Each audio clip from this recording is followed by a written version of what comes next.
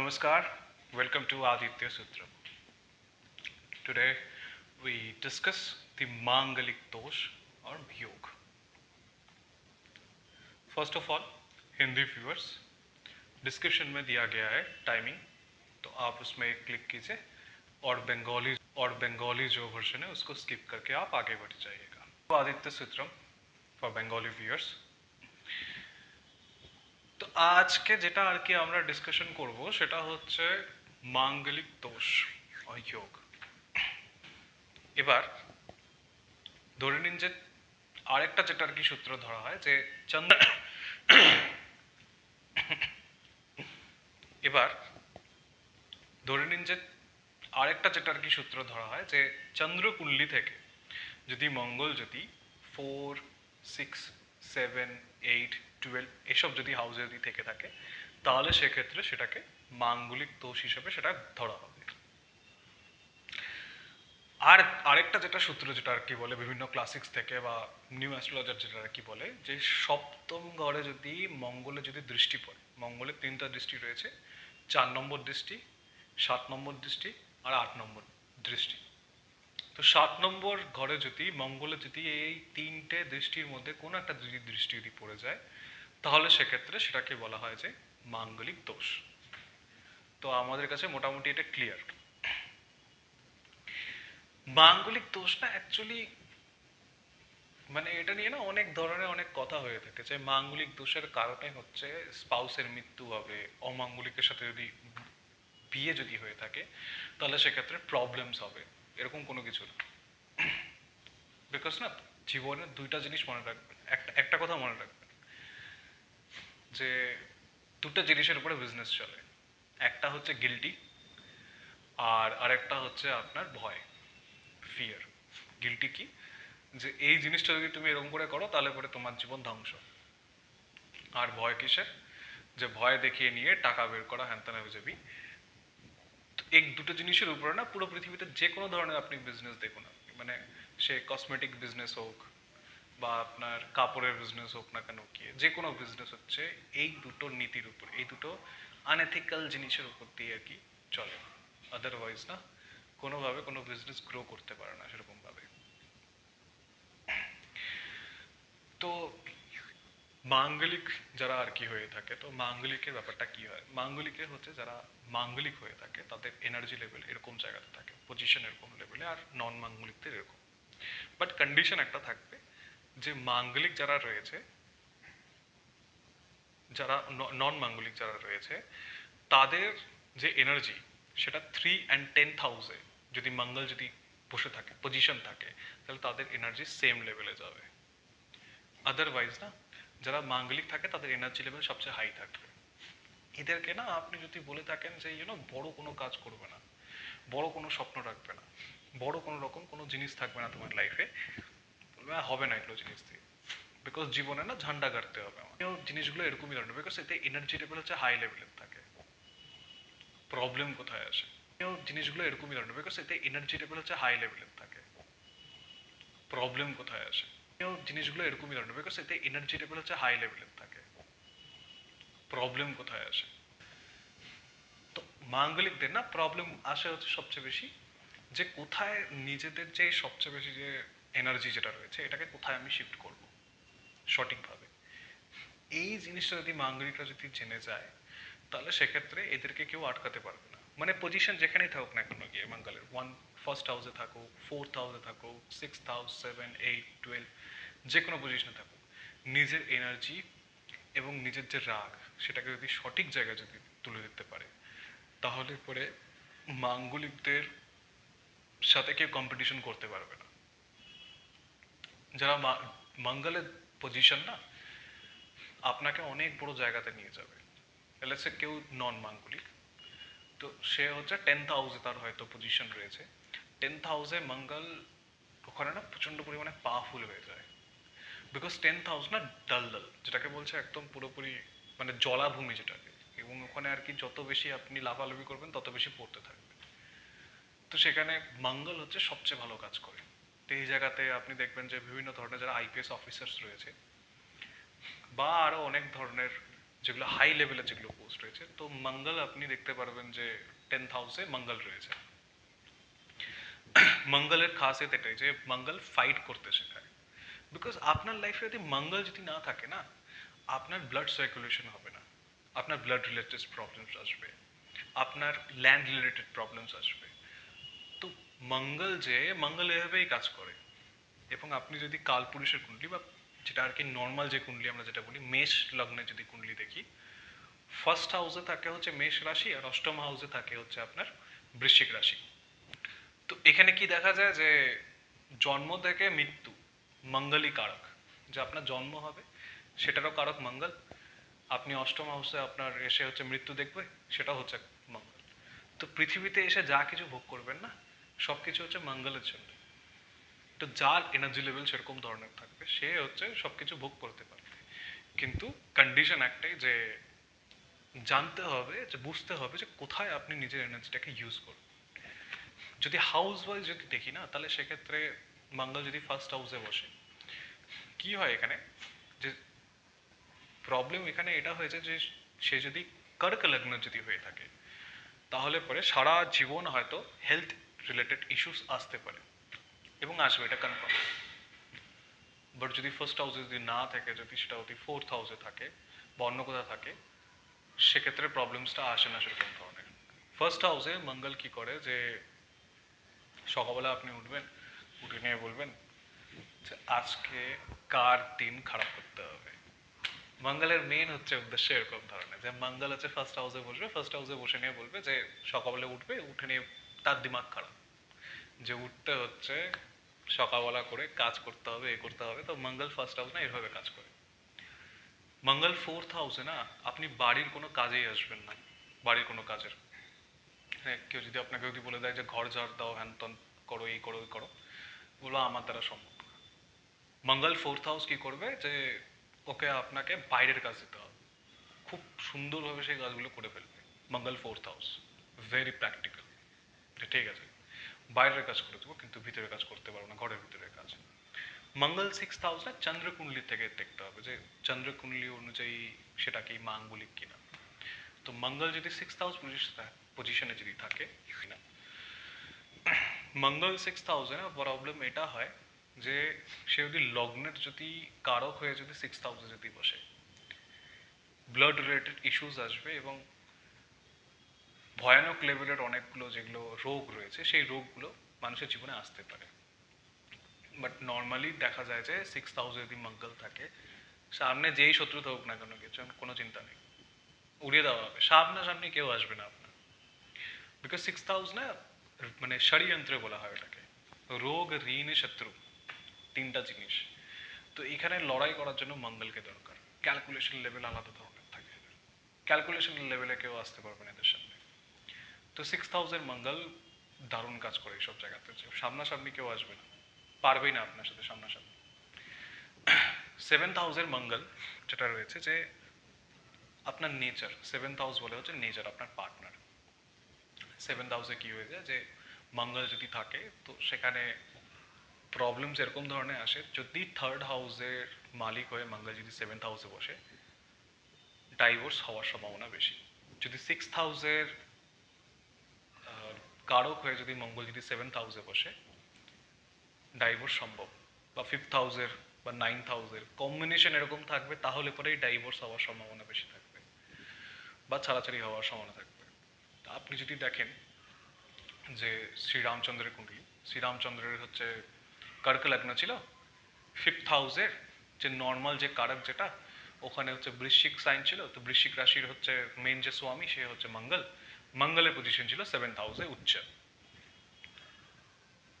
তো বিয়ে পরে ছাড়াছাড়ি হয়েছে এবং সেটা পিপলসের জন্য হয়েছে এবং সেখানে অনেক ধরনের আর কি কম্বিনেশনস ছিল, শুধু একটা কম্বিনেশন ধরলে হবে না। বাট হ্যাঁ, ফিফথ হাউসের মালিক যখন সেভেন্থ হাউসে বসবে, আমি তাদেরকে একটাই অনুরোধ করি সবসময় যে নিজের পার্টনারের প্রতি কনসার্নটা একটু বেশি রাখবেন, অন্য জনদের কাছ থেকে না শোনা আর কি চেষ্টা করবেন। সেভেন্থ হাউসের মঙ্গলের এটাই হচ্ছে সবচেয়ে বড় প্রবলেম। বাট আরেকটা জিনিস যেটা, এরা পার্টনারশিপ করতে পারবে না। বিকজ এদেরকে না জীবনে একটা জিনিস চাই যে আমার নাম হবে, আমার ইয়শ হবে, আমার সব কিছু হবে, আমি অন্য কাউকে এগুলো জিনিস শেয়ার করবো না। তো 7,000 মঙ্গলের সাথে না এটাই হচ্ছে সবচেয়ে বড় প্রবলেম, যে পার্টনারশিপ এরা করবে না।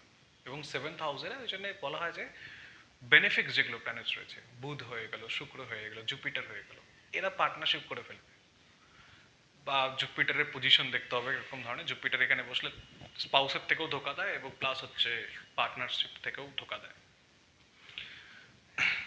নেক্সট যেটা আর কি আসবে সেটা হচ্ছে 8,000 মঙ্গল। 8,000 মঙ্গলের কাছে না আমি সবসময় একটা কথাই বলি যে ভাই জিম করতে চলে যাও, এক্সারসাইজ করো, হাই লেভেলের এক্সারসাইজ করো। নাহলে পরে কি হবে যে তোমার ভিতরে যে রাগটা যেটা রয়েছে না সেটা ইউটিলাইজ তুমি করতে পারছো না সঠিকভাবে। তো 8,000 মঙ্গলের মেন কাজই হচ্ছে নিজের পিত্ত ঝরানো। তুমি কোনো জিমে জয়েন করে নাও, বা এমন ফিজিক্যাল ওয়ার্ক করো যাতে তোমার সারাদিন যাতে ঠিক মতন কাটে। বিকজ 8,000 মঙ্গলের না প্রবলেম এটাই, হাই লেভেলের হচ্ছে এদের রাগ থাকে, হাই লেভেলের হচ্ছে ব্লাড রিলেটেড ইস্যুস থাকে। তো এগুলো যদি ঠিক করতে হয় রেমেডিজ একটাই, যে যাও জিমে গিয়ে জিম করো, ভালো মতন জিম করে চলে আসো। 8,000 মঙ্গলের আরেকটা যেটা সবচেয়ে ভালো জিনিস, যে সিক্রেসি এদের কাছে অনেক বেশি করে আসে। নিজের যারা শত্রু থাকে, অপোজিশন থাকে, এদের সিক্রেট না এরা সবকিছু জানে, ইচ এন্ড এভরিথিং। খেলতে পারবে, কন্ডিশন একটাই, রাহু যদি না বসে ওখানে। রাহু যদি বসলো তাহলে পরে গন্ডগোল, শেষ ওখানে অবস্থা। নেক্সট যেটা লাস্ট হাউস যেটা আর কি 12 হাউস। 12 হাউসে যখনই মঙ্গল বসে আমি দেখে একটা কথাই বলি যে পাস্ট লাইফে আর্মি কমান্ডার ছিল, ভুলবশত তার জন্ম আরেকবার হয়ে গিয়েছে। বিকজ 12 হাউসের মঙ্গলের নাকে সবসময় রাগ থাকে। এদেরকে আপনি কোনো সময় দেখবেন না যে কিছু হয়তো বলবেন এদেরকে, ব্যাস শেষ, ওখানেই খেলা শুরু। রাগ ওদের হচ্ছে একদম নাকে লেগে থাকে। তো এদেরকে না আমি সবসময় একটা কথাই বলি যে ভুলটা না নিজের উপরে, যেগুলো জিনিস হচ্ছে সেটার দায়ী হচ্ছে আপনি। নিজের রাগটা কমিয়ে দিন, কাম থাকার চেষ্টা করুন, আপনার সব কাজ হয়ে যাবে জীবনে, আপনাকে কেউ কোনো রকম ভাবে ডিস্টার্ব করতে পারবে না। মঙ্গলের সাথে প্রবলেম কি, যে মঙ্গল যদি না, মাঙ্গলিক যদি কারোর যদি দোষ থাকে, 28 পর্যন্ত প্রবলেম হয়ে যায় ইনকামের ক্ষেত্রে, যে ইনকাম এরকম ধরনের হচ্ছে, কম হচ্ছে, ইনস্টেবিলিটি থাকে। বিকজ এনার্জি যেটা রয়েছে সেই এনার্জিটাকে কোথায় ইউটিলাইজ করতে হবে এটা তারা জানে। আফটার 28 ধীরে ধীরে ধীরে ধীরে ধীরে সব পাল্টা। এবং আমি একটা টাইমিংও দিই, 27 years 9 months। 27 year 9 monthsের পরে এদের লাইফের মানে বিভিন্ন ধরনের ইভেন্টস আসে এবং ধীরে ধীরে তারা নর্মালভাবে ফিনান্সিয়ালের দিকে স্ট্রং হতে থাকে ধীরে ধীরে। বাট হ্যাঁ, অন্যান্য কন্ডিশনও দরকার, যে থার্ড হাউস কিরকম, যে থার্ড হাউস ঠিকঠাক রয়েছে কিনা, 10th হাউস ঠিকঠাক রয়েছে কিনা, ফার্স্ট হাউস কিরকম ধরনের, ফিফথ হাউস কিরকম ধরনের। তো এইসব কম্বিনেশনস থাকে। বাট নর্মালি যেটা দেখা যায় যে যারা মাঙ্গলিক হয় 27 years 9 monthsের পরের থেকে ধীরে ধীরে ধীরে ধীরে তাদের লাইফে ঠিক জায়গাটা চলে আসে। তো এই ছিল মঙ্গল। এবার এটার রেমেডি একটাই রয়েছে, যে হনুমান চালিসা পড়বেন না, বুঝবেন। বিকজ হনুমানজির ক্যারেক্টার না এত সুন্দর, চিন্তা করার বাইরে। যখন আপনি হনুমান চালিসা বুঝতে শুরু করবেন না, যে হনুমানজি কাছে এত বিদ্যা ছিল, বেদের জ্ঞান ছিল, আরো যা আর কি ক্লাসিক্স যেগুলো রয়েছে সেগুলো সবকিছু জ্ঞান ছিল, যুদ্ধের নীতি তিনি জানতেন, কিভাবে লড়তে হবে, এত শক্তিমান বায়ু পুত্র, রুদ্র অবতার শিবের, এত কিছু কম্বিনেশন থাকা সত্ত্বেও সে যখন রাবণের কাছে গেল, গিয়ে যখন লঙ্কাপুরি যখন পুরো আগুন লাগিয়ে দিল, তারপরও না সে যখন রামজির কাছে সামনে আসলেন তখন সবাই বলছে যে আরে ইয়ার তুমি কি করে দিলে। তো সে বলছে আমি কোনো কিছু করিনি, সব কিছু করেছে প্রভু। সো ডাউন টু আর্থ, পাওয়ার আছে but down to earth. This the quality of Hanumanji. তো যখনই আপনি রামচরিত মানস হোক বা আপনি হনুমান চালিসা হোক, সুন্দর কাণ্ড যখনই পড়বেন, বোঝার চেষ্টা করবেন, শুধু পড়বেন না। বিকজ পড়লে তো অনেক কিছুই পড়া যায়, সব কিছুই পড়া যায়। বাট যখনই আপনি বুঝে যখন পড়বেন না, তখন সেটা আপনার সাবকনসিয়াস মাইন্ডে থাকবে এবং সাবকনসিয়াস মাইন্ডে থাকার জন্য ধীরে ধীরে ধীরে ধীরে ধীরে ধীরে তারপর ওটা ঠিক হতে থাকবে। So thank you very much for the Bengali viewers. I hope you enjoy and please subscribe my channel. Subscription আমার খুব দরকার, বিকজ অনেক কাজ থাকে, অনেক কাজ করতে হবে। অ্যান্ড আগে যে দুটো যে ভিডিওস যেগুলো ছিল সেগুলোতে আপনারা অনেক সাপোর্ট দিয়েছেন, মানে extreme support. I am very blessed about that. Thank you. Hello Hindi viewers, welcome to Aditya Sutra. So today we discuss the Manglik dosh or Manglik yoga. So ये जो मांगलिक दोष है ना, कि कौन से पोजीशन में आप इसको बोल सकते हो कि हाँ ये मांगलिक दोष है या फिर योग है। जैसे कि अगर लगन के कुंडली में फर्स्ट हाउस में हो, फोर्थ हाउस में हो, सिक्स्थ हाउस में हो, सेवन्थ में हो, एट्थ हाउस में और 12 हाउस में, तो इसको मांगलिक बोला जाता है। दूसरा जो चीज़ है कि चंद्र कुंडली से भी देखना जरूरी है। अगर चंद्र कुंडली से ये 4 में हो, 6 में हो, फिर उसके बाद 7 में, 8 में और 12 में अगर हो, तो इसको हम लोग बोलेंगे मांगलिक दोष। 7th हाउस जो है ना, और तीसरा जो चीज़ है जिसमें 7th हाउस को अगर मंगल अपने 3 दृष्टि से अगर देखते हैं, जैसे कि 4th हो गए, 4 नंबर दृष्टि, 7th नंबर दृष्टि और 8 नंबर दृष्टि से अगर इन 3 आस्पेक्ट से अगर देखेंगे वो 7th हाउस को, तभी वो मांगलिक बोला जाएगा। तो मांगलिक जो है ना, इनके पावर कैसा होता है कि इनके पास बहुत ज़्यादा एक्सट्रीम लेवल एनर्जी होती है। क्योंकि मंगल ना कारक किस चीज़ का है? मंगल कारक है युद्ध का। इट्स अ वॉरियर, सेनापति है वो। तो वहाँ पे वो कैसा काम करता है? वहाँ पे वो काम करता है कि वो अगर किसी से अगर फाइट करना हो या फिर कोई युद्ध लड़ना हो, तो वहाँ पे वो मंगल ही सिर्फ आएंगे, बाकी कोई भी ग्रह ना नहीं लड़ेंगे। बाकी सारे जो ग्रह या तो वो ब्रेन से खेलेंगे या फिर नॉलेज से आपको बता देंगे, लेकिन लड़ना अगर है तो वो मंगल ही लड़ेंगे। तो मंगल जो है ना, वो एक तरीके से आपको फाइटिंग स्किल देते हैं, आपको बैकअप देते हैं, आपको एक्सपेंशन कराते हैं। तो मंगल जो है वो इस तरीके से काम करते हैं। और जब मंगल की ब्लेसिंग्स या फिर मंगल की जो पोजीशंस है इन हाउस में होती है, तो वहाँ पे वो एक्सट्रीम लेवल के एनर्जी वो दे देते हैं। तो अगर हाउस वाइज अगर हम लोग देखें हाउस वाइज, तो अगर फर्स्ट हाउस में मंगल हो, दिक्कत क्या है यहाँ पे कि मैं इनको कहता हूँ कि देखो आप ना जिम जो है वो ज़्यादा मत करो, क्योंकि आप ज़्यादा जिम करोगे, एक्सरसाइज करोगे, बहुत मतलब हाई लेवल का, इसको बोलते हैं कि 3-4 घंटे आप कर लो, तो आपके हेल्थ इश्यूज आएंगे, ये कंफर्म है। लेकिन अगर आपने कम एक्सरसाइज किया और हर दिन आप कर रहे हो रेगुलरिटी के साथ, तो ठीक है, वो मंगल जो है आपको हेल्दी बॉडी देगी, आपको हेल्दी हेल्थ आपको दे सकती है, उसमें कोई ऐसे बाधा नहीं है। अगर वो 4th हाउस में हो, तो 4th हाउस का मंगल ना, आप देखोगे कि ऐसे इंसान अपने घर में कोई भी काम नहीं आता है, लेकिन घर के बाहर जितने भी सारे काम हैं बहुत अच्छी तरीके से कर देता है। क्योंकि 4th हाउस का मंगल ना क्या होता है कि वहाँ पे वो मरण करण स्थान हो जाता है।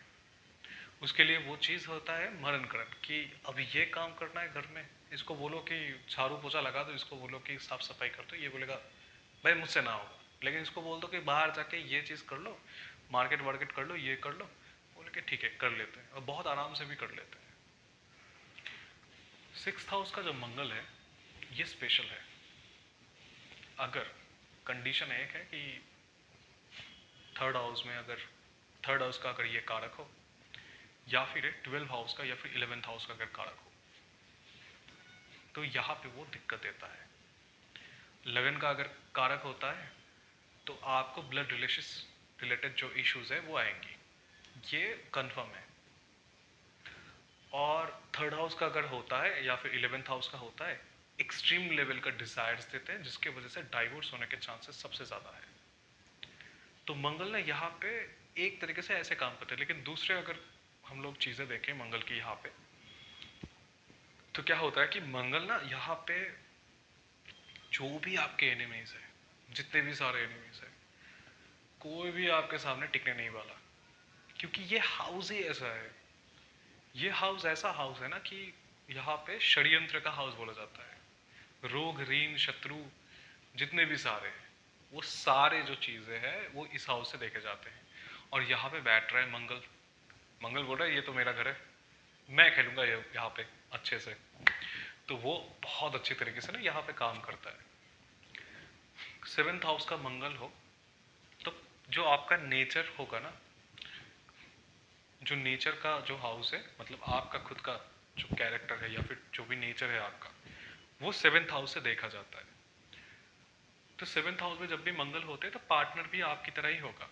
पार्टनर भी आपको वैसा ही एग्रेसिव मिलेगा, ऐसा नहीं कि आपको बहुत कोमल मिलेगा। लेकिन आपका अगर सेवेंथ हाउस में मंगल हो और अगर फर्स्ट हाउस में ठीक उसके उल्टे हाउस में अगर कोई बेनिफिक बैठा हो, दिक्कत है।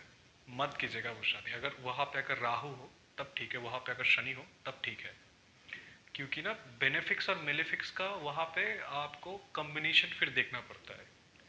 बहुत बार ऐसे भी सिचुएशन आते हैं कि जैसे कि थर्ड हाउस का अगर कारक बन के मंगल सेवेंथ हाउस में बैठा है, डाइवोर्स देते हैं या फिर सेम सेक्स लेवल से वो रिलेशन वो बना देते हैं। फिफ्थ हाउस का अगर होता है तो मैं कह रहा हूँ कि भाई फिफ्थ हाउस का ये कारक है, ये सेवेंथ हाउस में आ रहा है, मत करना रिलेशनशिप बना के शादी, क्योंकि वहाँ पे डाइवोर्स होना है। सेवेंथ हाउस का अगर नाइन्थ हाउस का अगर सेवेंथ हाउस में है या फिर टेंथ हाउस का अगर सेवेंथ हाउस में है, दिक्कत है ये चीज़। सिक्स हाउस का भी अगर होता है तो दिक्कत आ जाता है। लेकिन हाँ बहुत सारे फैक्टर्स आ जाते हैं कि जुपिटर का प्लेसमेंट क्या है नहीं है। तो सेवेंथ हाउस में ना मंगल जो है वो प्रतिष्ठा देते हैं। वो बोलते हैं पद प्रतिष्ठा मेरे को चाहिए है, वो मंगल देते हैं। क्योंकि उनको ना पार्टनरशिप नहीं पसंद है। आप इनको बोल दो कि पार्टनरशिप पे बिजनेस करने के लिए, ये बोलेंगे हमसे ना होगा। पार्टनरशिप से अलावा अगर अकेले करना है तो कर लेंगे। तो ये एक तरीके से नेगेटिव चीज़ें भी है और पॉजिटिव चीज़ें भी है। अगर हम लोग श्री रामचंद्र के कुंडली देखें ना, तो उनका जो फिफ्थ हाउस का जो कारक था वो बैठा था आपके सेवेंथ हाउस में। तो कॉम्बिनेशंस बहुत सारे ऐसे हुए कि फिफ्थ हाउस का जो मालिक है वो सेवेंथ हाउस में बैठा है, जिसके वजह से उनको आखिर में छोड़ना ही पड़ा। तो इसलिए मैं हमेशा कहता हूँ कि फिफ्थ हाउस का जब भी जो कारक है, जो ग्रह कारक ग्रह है, वो अगर सेवेंथ हाउस में आ रहा है तो रिलेशनशिप बना के शादी मत कीजिए। और स्पाउस को ना बहुत ध्यान देना ज़रूरी है, क्यूरियोसिटी होना चाहिए। क्योंकि आप हम सभी को पता है कि श्री रामचंद्र और माता सीता का किस तरीके से अलग हुए वो, कि जो लोग थे ना उन्होंने भड़काया, ये चीज़ किया, वो अलग चीज़ है। लेकिन ये चीज़ हुआ तो कंसर्न आपको रखना पड़ेगा अपने पार्टनर के साथ। फिर उसके बाद आता है एट्थ हाउस। एट्थ हाउस का मंगल जो है, इनको एक चीज़ बोलना है, इनको गुस्सा बहुत जल्दी आता है, बहुत भयंकर गुस्सा है। एट्थ हाउस के मंगल को ना आप ये कहो कि आप जिम जाया करो, आप एक्सरसाइज करो, कोई एक्टिविटी करो। क्योंकि आपका जो पित्त है ना उसको डाउन करना बहुत ज़रूरी है। और अगर नहीं किया आप तो ब्लड रिलेटेड जो इश्यूज है वो आएगी। एट्थ हाउस के मंगल के पास अपने एनिमीज के सारे जो जिसको बोलते हैं सीक्रेट्स है, वो सारे के सारे उनके पास है। खेल सकते हो, कंडीशन है कि राहु ना बैठे एट्थ हाउस में। अगर राहु बैठ गया मत खेलना, क्योंकि वो बुमेरैंग के हिसाब से आपके पास ही आएगी। फिर उसके बाद लास्ट में आता है ट्वेल्थ हाउस का मंगल। ट्वेल्थ हाउस के मंगल को मैं जब भी देखता हूँ तो एक ही बात बोलता हूँ कि इनका जन्म ना भूल तरीके से हो गया है। क्योंकि ये पिछले लाइफ में आर्मी कमांडर थे, फिर से ये आ रहे हैं और इनका जो जन्म होता है बहुत आइसोलेटेड जगह पे होता है, या फिर ये रहते भी हैं आइसोलेटेड जगह पे। इनका गुस्सा जो है ना नाक पे रहता है हमेशा। कुछ बोल के दिखा दो इनको, खत्म वहां पे आप। तो ट्वेल्व हाउस के जो मंगल है, मैं उनको ये बात बोलता हूँ कि देखो दिक्कत ना तुम्हारा है कि तुम जो है अपना गुस्सा जो है वो कंट्रोल नहीं कर पा रहे हो। उस गुस्से को डाउन करना है, काम रहना है। क्योंकि जो आपकी जो एनर्जी है ना उसको ठीक तरीके से लगाना होगा।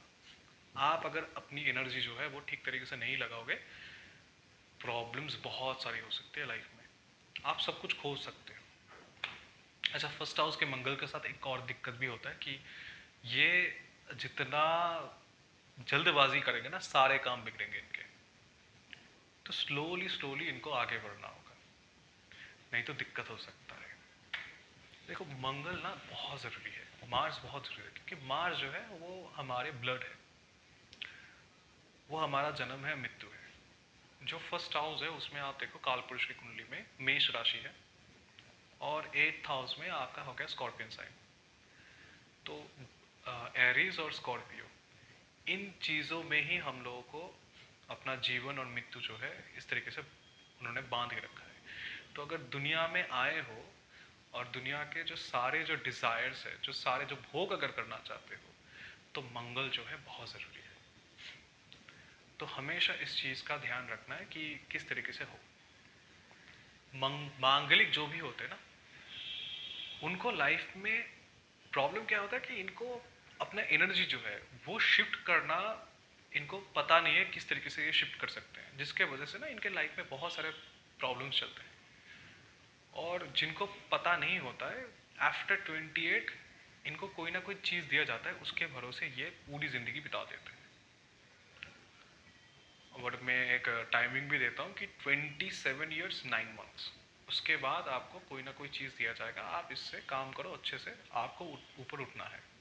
तो मंगल जो है वो इस तरीके से काम करता है। जो जो भी मांगलिक होंगे ना, उनको मैं एक ही बात बोलूँगा, अपना जो एनर्जी है वो अच्छी जगह पे शिफ्ट करो। आपको रोकने वाला पूरी दुनिया में कोई नहीं है। मैं ये कह रहा हूँ, ये मेरी गारंटी है कि आपको पूरे दुनिया में रोकने वाला कोई इंसान ही नहीं पैदा हुआ है। तो ये चीज़ है मंगल के साथ। इसका रेमेडी एक ही है कि आप हनुमान चालीसा पढ़ो, हनुमान जी के कैरेक्टर को बहुत ध्यान से आप एनालाइज करो, ऑब्जर्वेशन में लाओ। क्योंकि एक होता है ना कि समझ, और एक होता है पढ़ना। तो जो समझ है उसको चूज करना हमेशा लाइफ में। क्लासिक पढ़ रहे हो या फिर अपनी जो पढ़ाई है उसको कर रहे हो, तो समझ से पढ़ो, अंडरस्टैंडिंग होनी चाहिए उस चीज़ में। अगर नहीं है तो प्रॉब्लम है। जब आप हनुमान चालीसा पढ़ोगे ना, उसमें आप देखोगे हनुमान जी के क्वालिटीज़। कौन से क्वालिटीज़ की? उनको सभी कुछ पता था, वेद के बारे में पता था उनको, सारे क्लासिक्स पता थे उनको, उनको युद्ध नीति आता था, वो एक झटके में सब कुछ खत्म कर सकते थे।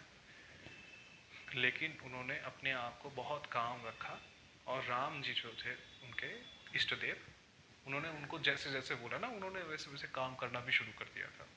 तो जब वो लंका में गए, आग लगाया, सब कुछ फोड़ फाड़ के चले आए, तो आते ही सब लोगों ने बोला कि हनुमान तुमने तो बहुत अच्छा काम कर दिया। तो उन्होंने बोला कि देखो मैंने तो कुछ ना किया, मेरे जो प्रभु है श्री रामचंद्र, उन्होंने ही सब कुछ किया। तो ये है क्वालिटीज़ हनुमान जी की। तो जब भी सुंदरकांड पढ़ो, हनुमान चालीसा पढ़ो, रामचरितमानस पढ़ो, तो उनके क्वालिटीज़ को समझो, डिटेल में समझो। तो आप जो मांगलिक जिनका भी दोष होता है इनको, ये ना योग बन जाएगा, बहुत अच्छी तरीके से ये योग बन सकता है। तो इस चीज़ के ऊपर ध्यान रखना है, और यही रेमेडीज है कि मेडिटेशन करो और हनुमान जी के जो करेक्टर है उसको अच्छी तरीके से देख लो।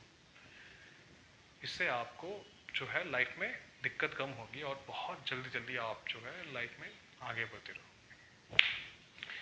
So thank you very much, and please subscribe my channel.